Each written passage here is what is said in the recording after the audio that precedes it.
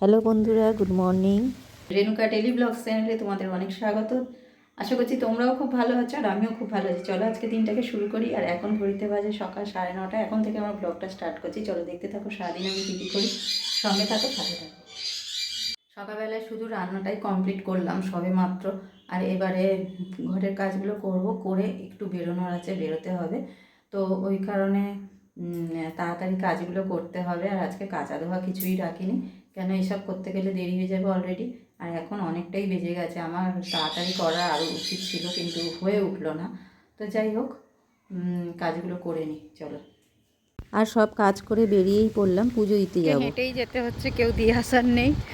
তো কিছু করার নেই, অভিজিৎ গেছে অন্য জায়গায়, ও চলে আসবে একটু পরে। আমারই বেরোতে একটু লেট হলো, আর একটু তাড়াতাড়ি বেরোনো উচিত ছিল। তো যাই হোক, হেঁটে যেতে হচ্ছে বাস স্ট্যান্ড অবধি, তারপরে বাস ধরবো, অটো ধরবো সরি।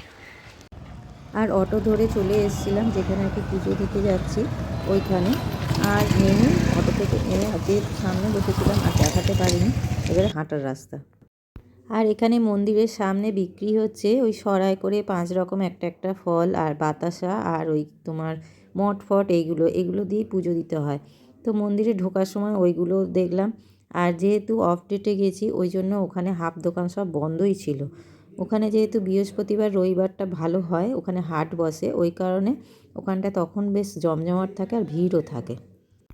আর যেহেতু অফ ডেটে আজকে এসেছি ওই কারণে সব ফাঁকাই ছিল। আর মন্দিরে পুজো দেওয়াটাও তাড়াতাড়ি হয়ে গেছে, পুজো দিয়ে আর ওখান থেকে না কিছু খেয়ে আসতে হয়। তো আমরা সবাই মিলে চলে এলাম কচুরির দোকানে খেতে।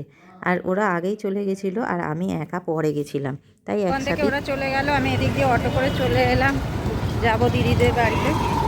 তা আবার ওষুধ খেয়ে আবার অটো ধরবো। আস্তে আস্তে আমার দুপুরই হয়ে গেল এদের গলিতে ঢুকতে ঢুকতে। গিয়ে ওখানে কাজ মিটিয়ে আবার বেরিয়ে আসবো, 2টো বেজে গেছে। আর চলে এসেছি দিদিদের বাড়িতে, এসে একটু বসেছিলাম, কেন রোদ্দুর থেকে এসেছি তো, এসে একটু বসেই পড়েছি। আর এখানে আমার দিদিও রেডি হয়ে গেছে আর আমিও বেরোবো বলে রেডি হয়ে গেছি। বেরিয়ে যাব আর একটা বোনের বাড়ি, ওখান থেকে ঘুরে টুরে আবার যাব অন্য জায়গায়। তো রেডি হয়ে বেরিয়ে পড়লাম, চলে এলাম এদের বাড়ি। আর এখান থেকে দেখানো হয়নি, ওখানে বেশিক্ষণ আমরা উঠিনি ওপরে, যদিও ও নিচে নেমে এসেছিলো। ওখান থেকে আরেক জায়গায় যাব বলে 3 জনে মিলে ওই জন্য বেরিয়ে পড়লাম। আর ওর ছেলে ওপরে ছিল, ওই জন্য চাবিটা নিয়ে নিয়েছে আর আমরা হাসাহাসি করছি নিচে দাঁড়িয়ে দাঁড়িয়ে। তো যাই হোক, 3 জনে মিলে বেরিয়ে পড়লাম। আর 3 জনে মিলে এলাম একটা দিদির বাড়ি, এটাও একটা সম্পর্কে দিদি হয়, একটু দূর সম্পর্কে যদিও। তো ওর বাড়ির ফ্ল্যাটটা এসেছিলাম তখন সবে নতুন ছিল, তখন এসেছিলাম আর অনেক দিন পরই এলাম। আর এসে দেখলাম বাড়িটা এত সুন্দর ডেকোরেশন করেছে, তোমাদের কি বলবো। আমার এত এত পছন্দ হয়েছে, আমি না তুলে আর থাকতেই পারলাম না। ওদের রুম ট্যুরটা দিয়েই দিলাম, চলো দেখো কি সুন্দর রুম ট্যুরটা দিলাম।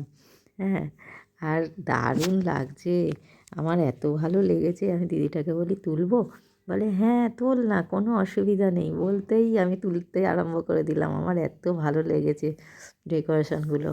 আর ফ্ল্যাটটা এত সুন্দর সাজানো গোছানো না, আমার খুব পছন্দ হয়েছে। ওই কারণে না আমি না তুলে আর থাকতেই পারলাম না। আমি ভাবলাম না একটু একটু দেখিয়েই দিই, যতটুকু পারি চেষ্টা করি দেখানোর। উপরের সিলিংগুলো, ফার্নিচারগুলো এত সুন্দর করা, আর তার সাথে ঘরের কালারটাও এত সুন্দর ম্যাচিং করা। হ্যাঁ, দারুণ লাগছে, দুর্দান্ত, কি বলবো আর। হ্যাঁ, ওই জন্য ওগুলো তুললাম, তুলে নিয়ে আর একটু গল্প টল্প করে তারপরে আবার ওদের বাড়ি থেকেও বেরোবার চিন্তাধারা করলাম, কেন বাড়িতেও ফিরতে হবে, অনেকটাই দেরি হয়ে যাচ্ছে গল্প করতে করতে। তারপরে বলি আর দেরি করা যাবে না, এবার বেরিয়ে পড়ি। চল চল চল, এক্ষুনি বাড়ি এলাম, এসেই আবার আরেক জায়গায় যাওয়ার আছে। কালকের পুজো দিতে দিয়েছিলাম, দিয়ে চলে এসেছিলাম, আর আজকে সেটা আনতে যাওয়া হয়নি। আর আজকের ব্লগটা এই অবধিই রাখলাম, দেখা হচ্ছে পরের নিউ ব্লগে। আর আজকেকার মতো গুড নাইট, টাটা সবাইকে।